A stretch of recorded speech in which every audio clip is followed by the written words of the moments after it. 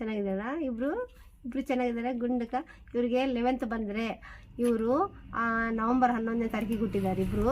ಈ ಡಿಸೆಂಬರ್ 11ನೇ ತಾರೀಕು ಬಂದರೆ 1 ತಿಂಗಳಾಗುತ್ತೆ ಇವರಿಗೆ. ಬಿಲೋ 1 ತಿಂಗಳ ಒಳಗಡೆ ಇರೋಂಥ ಬೇಬೀಸು ನೋಡಿ. ಕಿಟನ್ ಅಂತಾರೆ ಬೇಬಿ ಚೆನ್ನಾಗಿರಿ.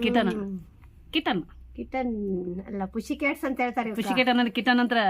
ಪುಷಿ ಕ್ಯಾಟ್ಸ್ ಅಂತ ಇಲ್ಲ ಕಿಟನ್ ಅಂತಾರೆ. ಪುಷಿ ಕ್ಯಾಟ್ಸ್ ನೋಡಿ ನಮ್ಮ ಪುಷಿ ಕ್ಯಾಟ್ಸ್ ಡಿಕ್ಷನರಿ ಬೇಕಿನ ಮರಿಗೆ ಏನಂತಾರ ಅಂತ